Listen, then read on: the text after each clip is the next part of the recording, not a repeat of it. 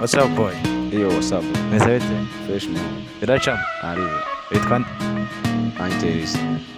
What's up, man? Fresh. Witwa nde? Batke. Batker, umeze neza? Meze ukuntu ari. Okay, listen, Elize na Batker. Hano mbafitiye utubazo duke cyane nshaka kubabaza. Ndahera kuri Elize. Elize uri tayari? I'm ready bro. Ikibazo cya mbere kirabaza ngo biliyoni na miliyari bitandukaniye. Biliyoni na miliyari. Yego. Aha, biliyoni bitandukanira ku mazeru. Dusobanurire. Gera hano dusobanurire. Biliyoni na miliyari.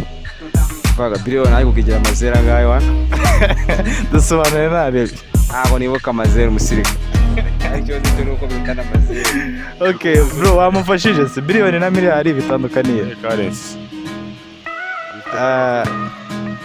Byose ni currency ingana n'umubare w'ibintu runaka. Biliyoni na miliyari bitandukaniye.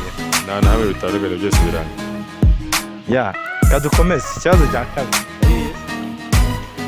Ikibazo cya kabiri kirabaza ngo ni ikihe kintu gica mu mijyi kigaca no mu byaro kitavuye aho kiri? Kitavuyeho kiri ni itiyo y'amazi. Yonyine. Iyo nzi baza n'uriya kubwira.